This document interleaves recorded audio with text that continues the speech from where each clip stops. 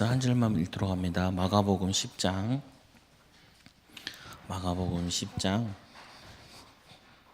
우리 9절 한 절만 우리 같이 보도록 하겠습니다. 마가복음 10장 9절입니다. 같이 읽겠습니다. 그러므로 하나님이 짝지어 주신 것을 사람이 나눌지 못할지니라 하시더라. 아멘. 예수님이 직접 이 결혼에 대한 또 이혼에 대한 말씀이죠. 그래서 하나님이 짝지어 주신 것.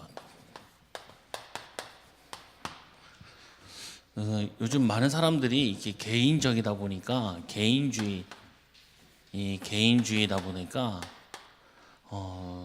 많이 얘기하는 부분 가운데 결혼 같은 경우도 부부가 안 맞으면 헤어질 수 있지라고 얘기를 많이 하죠. 근데 잘 모르는 것이 그 당사자들 가운데도 이 배우자들도 상처를 많이 받지만 가장 큰 건 후대들이 굉장히 상처를 많이 받잖아요. 그래서 이 가정 문제 중에 가장 큰 부분 중에 하나가 이혼이라는 것이 가장 큰 문제라고. 그 요즘에 같은 경우에는 이혼을 정말 많이 해요. 보면은 어떤 초등학교 가 보면은 한 50% 정도 이혼하고 그러죠. 그리고 또 이혼한 다음에도 이제 우리나라 사람들 같은 경우는 이혼한 이후에는 부부가 거의 원수가 되어 있어요. 그래서 안 만나잖아요. 외국 같은 경우에는 부부가 이혼했더라도 이렇게 만난다고요. 부부가 만나가지고 애들이랑 같이 놀러 가기도 하고, 또 뭐냐면은 또 애들 이게 아빠 만나게 해주고 또 엄마 만나게 해주고 이렇게 하는데, 우리나라 같은 경우는 자기 입장만 내 상처받은 것 때문에 전혀 그런 것들 잘 안 하지요. 그래서 오늘 말씀의 본문에 보면은 바리새인들이 예수님을 이 이혼 문제라는 걸 놓고 시험을 걸기 위해서 물었어요. 뭐라고 물었냐면은 이 바리새인들이 질문하기를 사람이 아내를 버리는 것이 옳으니까. 그 당시에 예수님은 무슨 메시지를 계속 전했냐면은 사랑의 메시지를 계속 전했어요. 살리고, 그리고 뭐냐면은 원수도 사랑하라, 이런 메시지를 계속 전했는데, 그러면은 이렇게 메시지를 전했는데 요 바리새인들이 그러면은 이혼을 하지 말라라고 얘기할 줄 알고, 그렇게 되면은 모세의 율법을 안 지키는 거 아닙니까? 또 이것 때문에 논쟁을 벌이려고, 그러면 당신 메시지가 틀린 거 아니냐? 그러면은 이혼하라 그러면은 어떻게 사랑의 메시지를 전하면서 이혼하라 그러냐? 그럼 이혼하지 마세요라고 얘기하면 뭐라 그래요? 당신 율법의 메시지를 안 지키는 선생 아니냐? 그럼 되겠냐 그게? 이러면서 곤란하게 입장을 하려고 이렇게 물은 거죠. 그럼 뭐냐면요, 사실상 이 질문을 했던 이 바리새인들은 이 영혼 사랑하는 게 전혀 없는 거예요. 남의 가정 사랑하고 남의 가정 지키고 또 후대 생각하고 이런 마음이 아예 없는 거예요. 그 논쟁거리가 아니라 어떻게 하면 우리가 가정들을 지킬까, 가정들을 살려낼까, 이 고민을 하는 게 아니라 뭐냐면은 가정 문제를 가지고 예수님께 시험 걸고 또 많은 사람들을 비난하고 무너진 가정들을 비난하기 위해서 이 질문들을 하는 것이지, 무너진 가정들에 대해서, 이혼한 가정들에서 안타까워 사는 말도 아니고, 또 뭐냐면 복음 전하는 예수님이 참 좋은 거 한다 이런 것도 아니라 반대하기 위한 질문들인 거죠. 그래서 바리새인들의 이 질문은 뭐냐면은 아내를 버리는 것이 옳으니까. 요 당시에 이제 우리가 기억해야 될 부분은, 요 아내를 버렸다는 말은 그 당시에 이 모세 시대도 그렇고 모든 사회가 남성 중심이었어요. 남성 중심. 왜 그러냐면은 노동력이 있는, 경제권을 가지고 있는 게 남성들이다 보니까 남성 중심 사회에서 여자들 같은 경우에는 어떻게 보면은 이 종속되어져 있는 부분으로 되어져 있었다고요. 그러니까 이 여자 같은 경우 이혼을 하게 되면은 그 당시, 지금은 안 그렇지만 일자리를 잃는 거와 마찬가지인 거야. 또한 생계 문제가 오는 거와 마찬가지인 거예요. 먹고 사는 것까지 모든 문제 다 오는 거예요. 그런데 이 남성들이 자기의 우월적 지위를 가지고 아내를 취했다가 또 아내를 버리기도 하고, 이게 뭐냐면 인간의 이 악함이 그대로 드러나 있는 부분이죠. 그래서 예수님의 대답은 모세가 너희에게 뭐라고 명령했냐, 곧 뭐라고 너희에게 말씀을 주었냐. 그러니까 모세는 이혼 증서를 써줘서 버리기를 허락하였느니라. 모세가 이 당시에 왜 이혼 증서를 써주라 그랬냐면은, 이혼 증서를 안 써주면요, 이 여자는 재혼도 못 해요. 그러니까 낙인 찍혀 있어가지고 재혼을 할 수 없는 상태, 그러니까 부인이 돼 있는 거죠. 지금 같은 경우는 말이 안 되는 건데, 요 당시에는 일부 다처제잖아요. 하나, 둘, 셋 이렇게 있기도 하고, 지금도 좀 그 시대에 뒤떨어진 건데 하나님 원리와 반대되는 건데, 그 당시에는 일부 다처제였기 때문에 그냥 아내로 올려놓으면은 이 여자는 결혼도 못 해요. 재혼도 못 하고. 예를 들면 여자가 죽어가지고 재혼하는 경우도 있고, 또 뭐냐면은 이 남편이 죽어가지고 이렇게 재혼한 경우도 있는데, 그것도 아예 막는 거예요. 그래서 모세가 이혼 증서를 써주라는 거는요, 이혼한 여자들이라도 다시 재혼할 수 있는 기회를 주는 것과 또 살 수 있는 기회를 주는 거예요. 삶을 계속 이어나갈 수 있는. 그럼 결국에는 이 이혼 증서 써주는 것도, 사람들이 그냥 이 여자들을 막 버리고 이거 호적 정리도 안 해주니까, 이 모세는 그렇게 버릴 바에는 차라리 여자가 재혼할 수 있는 기회가 되고, 또 뭐냐면은 다시 이 여자가 살 수 있는 방향으로 하자 그래서 써준 거예요. 그래서 예수님께서 말씀하시기를 너희 마음이 완악하여 말미암아 이 명령을 기록한 것이니라. 완악함을 통하여서 이 남자들의 악함과 완악함, 그리고 이 사람들의 악함 때문에 이 여자들을 살리려고 이혼 증서라는 것을 허락한 거예요. 그러니까 원래는 허락한 게 아니라, 우리 법도 이런 거 있잖아요. 애들이 중학교 다니다가 학교로 간뒀어요. 그러면 검정고시라는 제도가 있잖아요. 그리고 또 고등학교 가운데도 이런 고등학교가 있어요. 어떤 고등학교였냐면은 2년 다니고 그 3학년 다닌 걸로 인정해 주는 학교가 있어요. 그래서 어떻게 돼 있냐면요, 여기는 2년 만에 다니는데 1, 2, 3학기가 이게 1년 안에 들어가 있어요. 그래서 궁색을 맞춰준 거예요. 그 2년째 되면은 4학기, 5학기, 6학기 해가지고 얘를 졸업장을 줘요. 근데 또 거기 가보면 애들이 어떠냐면요, 일주일 동안 계속 안 와도 일주일에 한 번 딱 오면은 그래도 얘를 출석으로 인정을 해줘요. 그 졸업을 시켜준다고요. 그 뭐냐면 편법을 만든 게 아니라, 이 아이들이 고등학교 졸업장 없이 사회에 진출하게 되면은 직업 얻는데 되게 곤란하잖아요. 직업 갖고 와라. 그래서 뭐냐면은 검정고시 제도를 만들어주는 거고, 이런 애 학교 다니시는데 사회는 빨리 나오고 싶고 그냥 뭐 자기 돈 벌어서 살고 싶고 이런 애들을 위해서 학교를 이렇게 좀 프리한 학교를 만들어준 거예요. 왜냐, 얘네도 살아야 될 거 아니에요. 넌 고등학교 안 나왔으니까 넌 죽어라 뭐 이렇게 얘기할 수 있는 게 아니잖아요. 살기 위해서 그런 것들을 조금씩 만들어 놨어요. 심지어는 우리 동네에서 이제 안양 넘어가는 길에 있는데, 거기는 뭐냐면요, 여자아이들이 임신했으면은 그 임신한 상태에서 학교를 다녀요. 그럼 출산도 하게 해주고. 그래서 길을 최대한 아이들이 그 임신하면 학교를 못 다니잖아요. 애들 손가락 치라고. 근데 거기 가보면 다 임신한 상태에서 와 있어요, 애들이. 예. 그런데 그 뭐냐면 나쁘다 좋다 이런 개념이 아니라, 제가 보기에는 굉장히 살리는 쪽에서는 굉장히 좋은 거예요. 권하는 건 아니다. 권하는 건 아니라 살리기 위해서. 그래서 이 모세라는 이 이혼 제도 같은 경우도 결국은 이혼하는 가정도 있고 버려지는 여자들도 있는데, 최소한 살 수 있는 길은 만들어줘야 되지 않냐. 최소한 이게 뭐냐면은 복음이에요. 복음은 뭐예요? 모든 사람을 살리는 거예요. 병든 자도 살리는 거고, 문제인 사람도 살리는 거고, 학벌이 없는 사람도 와서 은혜 받아야 되는 거고, 또 이게 한 줄로, 이게 거의 예배당이 한 줄로 돼 있잖아요. 서울대 나온 사람도 그렇고 초등학교밖에 안 나온 사람도 같이 앉아서 예배드리고 하나님 앞에서 올 수 있는 길을 열어주는 것이 이게 복음이고 기쁜 소식이라고요. 그래서 이 예수님께서 이 말 하시면서 5절에 보니까, 예수께서 너희 마음이 완악함으로 말미암아 이 명령을 기록하였거니와 창세 때부터 사람을 남자와 여자로 지으셨으니. 이 중요한 부분이 두 번째로는 뭐가 나오냐면은, 이 하나님께서 남자 여자를 지으셨다는데, 하나님이 짝 지어주시는데 이 당시에는 이 말이 굉장히 충격적인 말이에요. 우리는 뭐 하나님 여자 짓고 하나님 남자 짓고 당연한 거잖아요. 지금 시대에는. 그리고 뭐 또 개념 없는 사람들이 남자가 더 우위인 것처럼 여자가 더 열등한 것처럼, 이거는요 굉장히 무식한 거예요, 사실상. 근데 이 당시에는 남자가 하나님이 남자를 지으셨다, 그리고 하나님이 여자를 지으셨다, 그 말은 동등하다는 거예요. 근데 이 당시의 문화에서는 그게 말이 안 되는 거. 어떻게 동등하냐?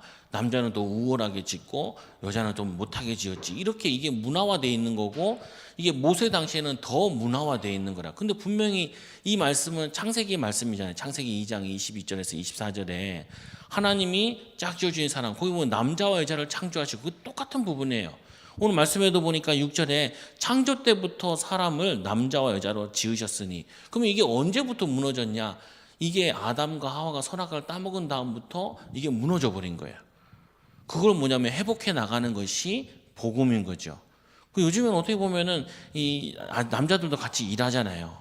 어제도 우리 집사님이랑 뭐 좀 이렇게 직업이 이제 딴 데로 넘어가면서 좀 텀이 있어가지고 같이 이제 밥 먹으면서 얘기하는데, 아내는 이제 밤에 막 일하고 그래요. 그러니까 남편이 자기 설거지도 하고 청소도 하고, 그리고 뭐냐면 이불도 개고, 그리고 아들 밤에 오면은 밥도 먹여주고 한다는 거예요. 당연하지요. 뭐 당연한 거예요. 요즘에는 교회도 가보면 애들이, 아빠들이 애들 보잖아요. 당연한 거잖아요. 근데 이 당시에는 전혀 당연한 말들이 아니에요. 창조 때부터 사람을 남자 여자를 지으시고, 분명한 사실은 하나님께서 이 모든 사람을 소중하게 지으셨는데, 그 사람의 시작이 누구냐? 하나님부터 시작됐다는 거야. 하나님이. 그래서 이게 되게 중요해요. 우리가 남편을 볼 때 좀 마음에 안 들면 저희 어머니 그러더라고요. 남편 보고 뭐라 그러냐면 생기다 말았다 그러더라고요. 옛날에 그런 말 있잖아요. 뭐 팔싹둥이, 뭐 그리고 칠싹둥이, 이게 생기다 말았다 이런 말이 있잖아요. 그것처럼 뭐냐면 뭐 좀 모질란 것 같으면은 생기다 말았다 그러는데, 그게 아니라 하나님이 지으신 게 사람이에요. 그래서 모든 사람은 하나님이 만드시고 지으시고 창조하시고, 그리고 남자로 여자로 뭐냐면은 창조하셨다, 거룩하게. 그리고는 이 남자 여자는 당연하게 평등한 거죠. 평등한데 기억해야 될 부분은, 우리가 평등을 강조하는 것이 아니라 배우자를 볼 때, 아이를 볼 때도 마찬가지로 하나님이 지으셨다라고 봐야 돼요. 우리가 이제 아이들 낳아도 엄마가 나랑 잘 안 맞으면은 키우기 힘들잖아요. 아들, 딸 중에서도 나랑 잘 맞는 딸이 있고 안 맞는 딸이 있잖아요. 잘 맞는 딸은 그래도 막 마음이 통하고 대화 통하는데, 안 맞는 아들이나 딸들 같은 경우에는 뭔가 하는 것마다 좀 이상하게 보여요. 왜 이렇게 말을 안 듣지? 그게 아니라 하나님이 조금 말을 안 듣게 지었는데, 남자애들 같은 경우는 이게 기가 좀 덜 발달한대요. 그래가지고 엄마 목소리가 잘 안 들린대요. 잘 안 들린대요. 과학적으로도. 그래서 여러분들이 소리를 꽥 지르면 그때 딱 들리는 거예요. 그게 아이들이. 그래서 애들 잘못은 아니에요. 하나님이 그렇게 지었으니까. 하나님이 그렇게 지었는데 우리는 그냥 이제, 특히 저도 그러더라고요. 소곤소곤하는 거 잘 안 들리더라고요. 소곤소곤한 남자들이 좀 그런가 봐요. 웅성웅성하는 걸 들리지 말이 분명히. 그래서 두세 사람이 얘기하면 남자들은 잘 안 들려요. 여자들은 다 들리죠.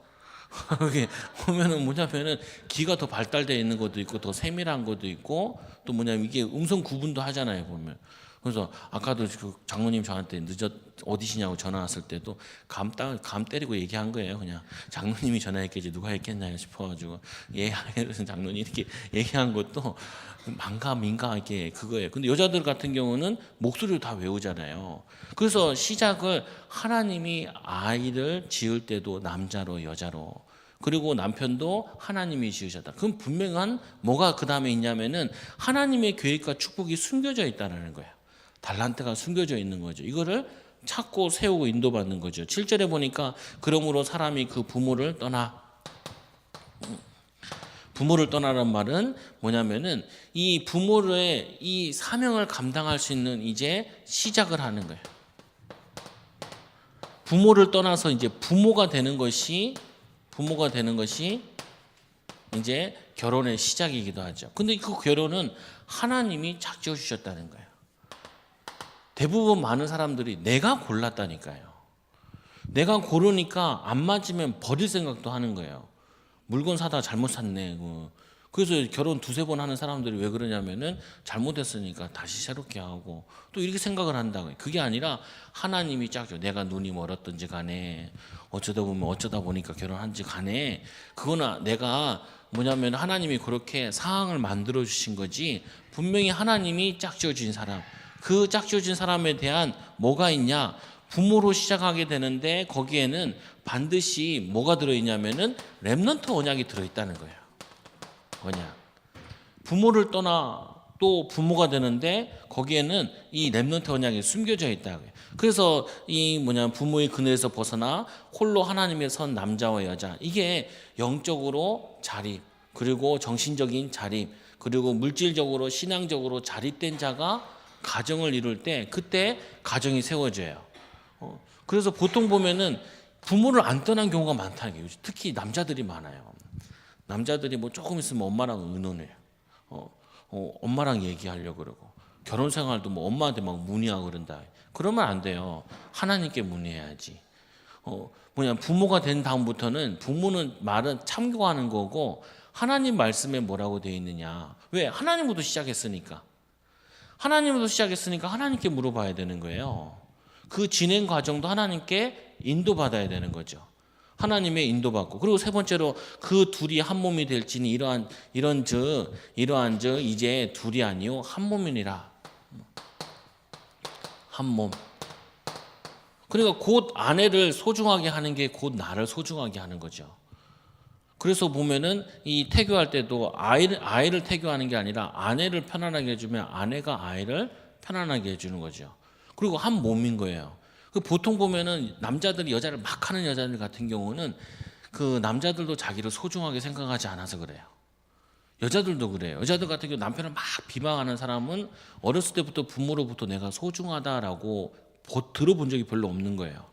그리고 자기도 소중하다고 생각하지 않아요. 자존감이 떨어지는 거죠. 이거를 어렸을 때 엄마와 아빠와 애착 관계가 잘 만들어지지 않으면은 자기도 모르게 자기를 자아 존중감 이게 떨어진다. 자존감. 이게 떨어지게 되면은 한 몸을 이루는데 지장이 돼요. 자꾸 둘이 돼요. 두 개가 나온다고요. 내가 건강할수록 뭐냐면은 남편 마음대로 하는 것도 괜찮고 또 내 마음대로 해도 괜찮고 왜냐 둘 다 한 뜻이기 때문에 어디로 하나님으로 시작하는 쪽으로 하나님이 원하시는 사명 감당하는 쪽으로 가게 돼 있기 때문에 하나로 모아지게 되어 있다고요. 이게 그래서 이 한 몸이라는 게 몸만 한 몸 되는 것이 아니라 의견도 하나로 뭉쳐지게 돼요.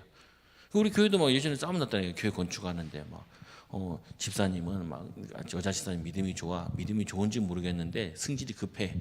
그래가지고 얼마나 하자. 남자는 안 한다. 둘이 싸운 거야. 나한테 물어보더라고. 어떻게 해야겠냐고. 중간으로 하세요. 중간으로. 기간도 중간으로 하시고 또 만약에 이게 안 되면은 남편이 한 몸이 될 때까지 기다리세요. 기도하면서. 만약에 이게 누가 먼저 우선순위로 하잖아요. 싸움 나요. 네 때문에 그랬다고. 그런데 그걸 기도하고 기다리면 한 몸이 될 때 한 의견이 되도록 하나님이 맞춰주신다고요. 그때까지 기도하면서 기다려야 돼. 하나님의 계획이 또 하나님의 인도받도록. 그래서 문제가 되면은 만약에 이게 어떤 결정이 돼서 문제가 되면은 한 몸이 돼서 이겨나가요. 근데 한 사람만 결정하면 어떻게 돼요? 네 때문에 그렇다는 거예요. 네 때문에. 그래가지고 오히려 그건 계속 끊임없이 분쟁으로 발생되어져요. 그래서 이게 몸만 한 몸이 되는 것이 아니라 언약 안에서 하나 될 때까지 또 기다리기도 하고 또 어떤 결정을 낼 때도 하나 될 때까지 기도하면서 기다려야 된다고요. 그리고는 네 번째로 그러므로 사람이 짝지어 주신 것을 사람이 나누지 못할지니라. 분명히 하나님께서 함께 이루실 일이 있는 거예요. 함께. 힘을 합해가지고 함께 인도받을 일이 있어요. 이 인도받는 거를 뭐냐면은 누리는 거죠. 그럼 목사님 이혼한 사람들은 어떻게 합니까? 그때는 예수 그리스도를 신랑 삼으셔야 돼. 예수 그리스도를 신랑 삼아서 기도하면서 또 인도받으면서 그러면은 부족하냐? 그렇지 않죠. 하나님께서 우리에게 원네스의 비밀을 가지고 부부가 하나 되어서 또 뭐냐면은 이 이혼 가정 같은 경우는 하나님과 하나 되어져서 그 복음과 그리스도를 하나 되어서 또 인도받는 거죠. 그래서 하나님이 짝지어 주신 이 시작이 하나님이라는 것과 하나님이 짝지어 줘서 하나님의 뭘 이루냐면은 미션을 이루는 거예요.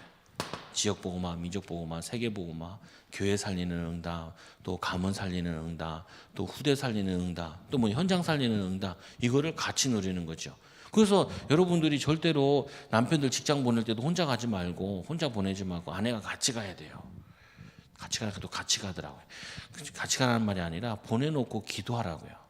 왜냐하면 남편 잘 되는 것이 곧 내가 잘 되는 거고, 남편 경제응답이 곧 나의 경제응답이기 때문에 같이 가는 거예요. 그래서 일정도 이렇게 물어봐라고요. 그러면서 중요한 일 있으면 기도해 줄 테니까, 집중 기도해 줄 테니까 기도 부탁한다고 이렇게 얘기하라고. 그럼 누구 만난다 그러면 그 사람 놓고 기도해주고, 또 중요한 뭐 바이어를 만난다 그러면은 그 사람 놓고 기도해주고, 이거를 함께 하는 거예요. 그러면서 미션이 있는 거죠. 거기다가 이제 아이들 있으면은 아이들과 같이 기도 포럼하는 거예요. 아빠가 이런 중요한 일이 있는데 우리 같이 아빠를 위해서 기도하자.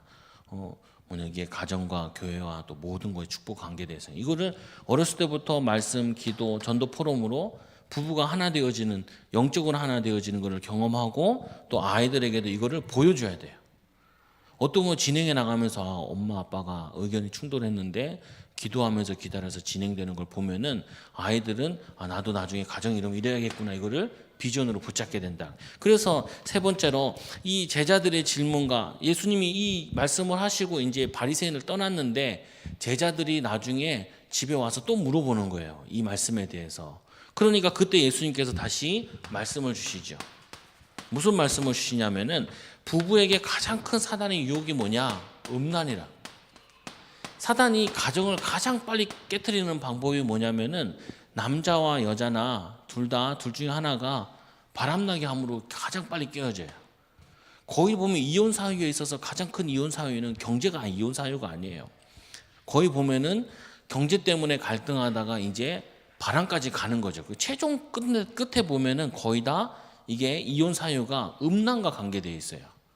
남편이 아내랑 대화 안 되다 보니까 밖으로 돌고, 아내도 남편이랑 포럼이 안 되다 보니까 뭐 놀다가 어떤 사람 만나가지고 일이 벌어지거나, 그리고 이제 틈이 생기니까 이제 다른 사람을 자꾸 만나게 되잖아요.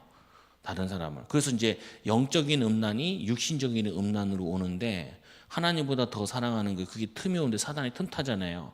그러니까 이 같은 경우도 하나님의 비밀을 못 누리다 보니까, 하나님의 사랑을 못 누리다 보니까 완악해서 사람을 버리게 되는 거예요.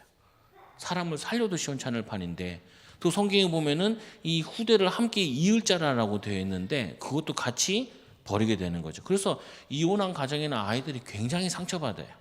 그러면 여러분을 만나서 사역해 줄 때 바꿔줘야 돼요. 왜 하나님이 너를 그렇게 보게 하셨겠냐? 하나님 너를 특별히 훈련시킨 거다. 많은 이혼 가정에도 불구하고 네가 언약 붙잡을 때 오히려 그게 발판되고 축복되는 것을 보여주는 거다. 그래서 뭐냐면 엘리사 시대 사렙다 여인 같은 경우에는 과부잖아요. 그 아이 하나 남았는데 그 뭐냐면 이 나무 주워가지고 이제 밥 한번 해먹고 자살하려고 그러는데 그때 엘리사를 만나게 되잖아요. 만나가지고 엘리야과 엘리사 만나 다 회복되잖아요. 뭐 밀가루가 계속 나오고. 근데 그 시대에 과부 중에 은혜 받은 사람은 그 사람밖에 없대요. 마태복음에 보면은 예수님께서 얘기하실 때 그 문둥병자 가운데 그 당시에 은혜 받은 사람은 뭐냐면은 이 나하만 장군밖에 없다는 거예요. 그 말은 뭐냐면 우리에게 가정에 대한 문제는 하나예요. 잘못된 시작. 말씀을 놓쳐버린 것 때문에 일어난 모든 거죠. 복음 놓쳐버려서 오는 모든 문제. 그러면은 늦었더라도 복음 붙잡고 복음 회복하면 하나님께서 그걸 가지고 많은 상처난 가정들을 살리는 응답을 누리게 된다고요. 축복을 누리게 되는 거죠. 그래서 누구든지 그 아내를 버리고 다른 데 장가드는 자는 본처에게 간음한 것이니라. 간음한 것이다. 결국에는 사단은 반드시 이 부부를 흐트러뜨릴 때 음란으로 흐트러뜨려요. 혹시 또 바람 핀 경우도 있잖아요. 그럼 어떻게 해야 돼요? 본질적인 것부터 가르쳐줘야 돼요. 이 남편이 바람 폈다, 이 아내가 바람 폈다. 그러면 뭘 가르쳐줘야 되냐? 왜 바람 폈냐? 이게 아니라 사실은 네가 하나님이 있어야 될 자리에 다른 걸 채워서 그런 거다. 말씀을 놓치고 하나님과 함께하는 이 시작을 놓치다 보니까 온 모든 문제가 있기까지 벌어진 거다. 그러면은 지금 이거 가지고 언약 제대로 붙잡아야 된다. 어떤 성도는요, 자기가 바람을 폈어요, 여자가. 예전에 저 교회 좀 다니다 만 사람, 저희 교회 다니다 만 사람인데 자기가 기도했대요. 이혼하지 않게 해달라고. 근데 이혼해버렸어. 그 다음부터 교회를 안 온 거예요. 그렇게 기도할 수 있죠. 이혼하지 않게 해달라고 기도할 수 있죠. 그런데 거기에 대한 그거는 뭐냐면은 하나님이 이혼하게 하면은 그 가운데 또 믿음으로 계속 살아야 되는 거예요. 내가 결정을 하는 게 아니라 하나님이 이혼 가정이나 문제 있는 경우도 있거든요. 사별한 경우도 있기도 하고. 그러면 뭐가 더 중요하냐면은 하나님이 언약 붙잡고 믿음 붙잡고 바른 시작하면 하나님 회복시켜 주신다는 거, 어떻게든지. 그래서 이 시대에 가장 사단이 집어넣는 가운데 가정을 무너뜨리기 위해서 또 태영아 이 사역을 무너뜨리기 위해서 제일 미디어를 통해서 공격하는 것이 뭐냐면은 결혼 생활을 무너뜨려 버리는 거예요. 쉽게 동거하게 만들고 쉽게 결혼하게 만들고 또 쉽게 이혼하게 만들고 또 뭐냐면은 요즘에는 요즘 우리나라도 이렇게 된다니까요. 일본 같은 경우는 저도 일본에 1년에 한 번씩 두 번씩 사역을 가는데 가면 뭐라고 얘기하냐면은 왜 엄마는 남자친구가 없냐고. 자기 반 애들은 다 있어요. 아빠가 남자친구 여자친구 있고 엄마가 여자친구. 그러니까 결혼 생활은 그냥 몽목상 하는 거고 다 뭐냐면은 이 성적 만족을 일으키는 그 다른 건 또 다 있는 거예요. 그러니까 이 와가지고 선교사님 부부 보고 애들이 물어보는 거예요. 뭐냐면 또 자기 엄마 보고 이 사람은 이제 한국 사람이고 아빠는 이제 일본 사람인데 중학교 되면 이제 다 아는 거예요. 초등학교 잘 모르다가 중학교 들어가서는 엄마는 왜 남자친구 없어? 내 친구들은 다 엄마들이 남자친구가 있대. 그 만나러 가는 거 다 알잖아요. 몰라, 다 눈치 다 있지. 그리고 아빠도 남자친구가 다 있대, 여자친구가 다 있대. 엄마는 왜 없어? 그러니까 황당하잖아요. 근데 이게 이제 우리나라에 다 넘어와요. 그래서 요즘 고등학교 부모들은 보면은 이게 부부관계 거의 잘 안 한다니까요. 왜냐하면 다른 데서 하는 데가 있기도 하고 또 뭐냐면 굉장히 그거 얘기한다니까요. 50대 60대 사람 자기들끼리 세상 문화에 있는 사람들 같은 경우는 야, 이 정도 능력 있으면은 뭐 하나 있어야지. 이렇게 이게 문화화돼 버린다니까요. 그 사단이 가정을 무너뜨리려고 하는 공격적인 부분인 거예요. 그래서 우리는 결론적으로 뭘 붙잡아야 되냐? 언약 안에서 CVDIP를 꼭 붙잡고 아이들한테 미리 전달해 줘야 돼요. 하나님 원하시는 가정. 또 혹시 네가 이혼할 수도 있다. 그러면 네가 거기에 속지 말고 네가 제대로 언약 붙잡고 제대로 믿음 가지고 다시 새로 시작을 해라. 그리고 그게 후대에게 상처로 주는 것이 아니라 발판으로 바뀌도록 하나님으로 이 비밀을 누리도록 도와주는 거죠. 그래서 가정의 시작은 하나님이 짝지어 주신 것입니다. 하나님으로 시작하는 가정은 하나님이 세워나가신다. 그리고는 또 하나님이 세워나가시는 것을 체험하게 된다. 세워나가심. 그리고는 이 사단은 우리의 이 렘넌트들에게 상처 주고 렘넌트를 무너뜨리려고 굉장한 유혹의 화살을 던져요. 계속해서 빈틈을 노린다. 어딜 노리냐? 부부의 빈틈을 노리는 거예요. 그리고 뭐냐면은 이 부부의 이 침실에 대한 또 부부간의 포럼을 단절시키는 거예요. 그래서 아담과 하와가 왜 포럼을 뱀이랑 하냐고요. 포럼을 남편이랑 해야 되는데 뱀이랑 포럼하고 있는 거예요.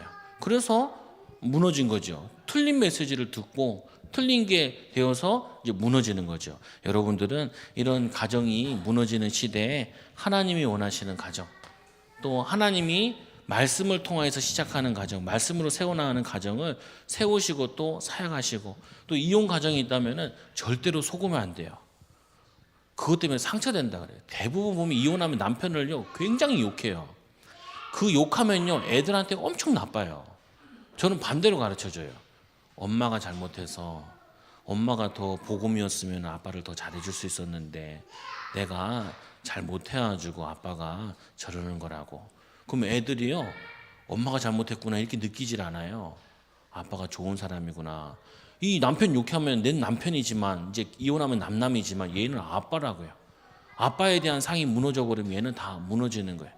여러분들이 가정 살리는 또 부부를 살리는 증인 되기 바랍니다. 기도하겠습니다. 하나님 감사합니다. 가정들이 무너지는 시대에 가정 살릴 수 있는 또 부모를 살릴 수 있는 부부를 살릴 수 있는 말씀을 허락하여 주신 은혜 너무나 감사합니다. 하나님께서 사랑으로 살리기 위해서 언약을 주시고 또 언약을 전달하신 것처럼 하나님이 짝지어 주신 복음 안에서 말씀 안에서 하나님으로 시작하는 가정의 축복을 누리게 하여 주시고 말씀으로 가정 세우는 일에 쓰임받게 하여 주옵소서. 예수님 이름으로 기도드리옵나이다. 아멘.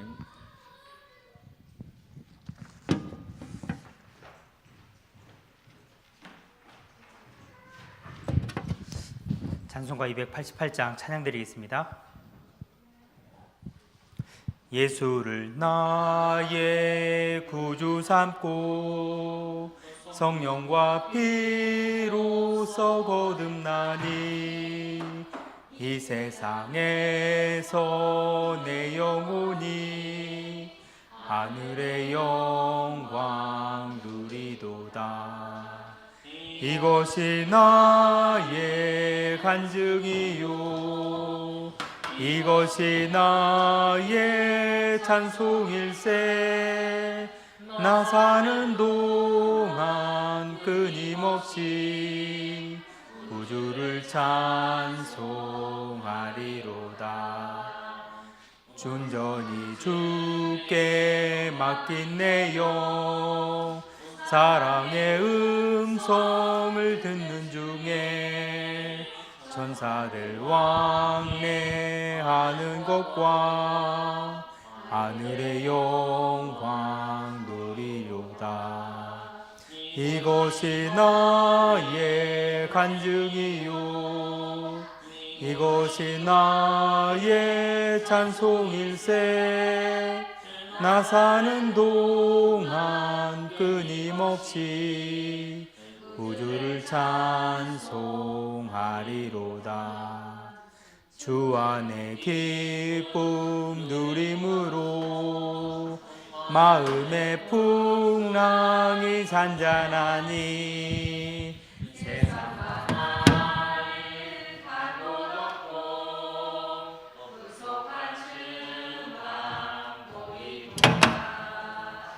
이것이 나의 간증이요 이것이 나의 찬송일세.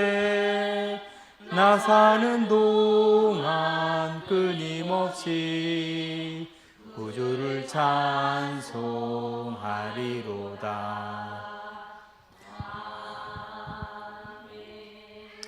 이 시간 최종 목사님 나오셔서 헌금에 기도해 주시고 축도로 마치겠습니다. 기도하겠습니다. 하나님 감사합니다. 예물 드린 손길에 4가지 예물 드리고도 풍족한 응답을 받을 수 있도록 경제의 능력을 더하여 주옵소서. 세계복음화, 세계 선교할 수 있는 경제를 허락하여 주시고 마음껏 렘넌트 키울 수 있도록 경제를 허락하여 주옵소서. 또 귀한 이 태영아 사역